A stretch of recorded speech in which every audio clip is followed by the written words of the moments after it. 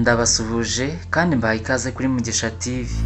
Mutabaruka Angel Bet yatangaje ko gukorana na Kakozankwiriza Charles Kenisi bafatanye ikiganiro yarashe gitambuka kuri Radio 1 ari umunyenga, anahishura uburyo bafitanye igihango gikomeye kuko Kenisi yamuvuje amaso habura gato ngo ahume. Aba bagabo bamaze imyaka irenga 10 bakorana, ni bamwe mu bagezweho muri iyi minsi cyane muri iki kiganiro kiri mu bikunzwe mu Rwanda. Ubwo yarabajijwe niba ajya yibona atari kumwe na Kenisi cyangwa niba hari ibindi bitangazamakuru byamwifuje, Mutabaruka yavuze ko byabayeho byinshi ariko atakwemera kuva kuri Radio TV1. Yagize ati ibitangazamakuru byaraje ariko sinagiye, buriya gukorana na Kenisi ni umunyenga.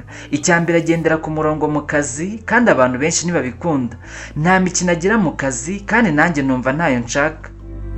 Yakomeje atanga ubuhamya bw'uko Kenisi yamuvuje amaso ubwo yari arwaye ishaza. Ati njye narwaye ishaza kandi batari baze burya wanahuma. Narwaye amaso ku rwego rukomeye, kureba ikintu kiri muri metero sinakibonaga. Kenisi rero yaramvuje. Umuntu nk'uwo wamutuka ajya he? Ni abakoresha bangahe bafata umukozi muri ubwo buryo? Hari undi mukozi twahakoranye arwaye impyiko ku rwego rukomeye. Umuhungu yari agiye gupfa ariko habivugiye Kenisi yaramuvuje. Benshi mu bakurikira ikiganiro cy'aba bagabo bakunze kugaruka ku mpaka zikigirwamo, aho bamwe bagaragaza ko Mutabaruka ashobora kuba adatinya umukoresha we.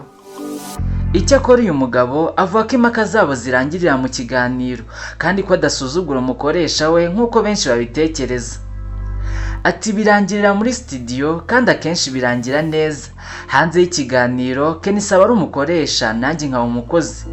No mu kiganiro burya byashoboka ariko ntabwo ari kabikora, ahubwo icyo nabwira abantu ni uguca bugufi imbere y'umukoresha we. Mutabaruka kandi yagaragaje ko bavuga ko impaka bajya ari ibintu biba byateguwe atari byo kuko bitaramba ngo bagire mu myaka irenga 10 bamaze bakorana. Mushimira kuri iki kiganiro cyose kuri Mugisha TV, mukomeze gukora subscribe. Ndabashimiye.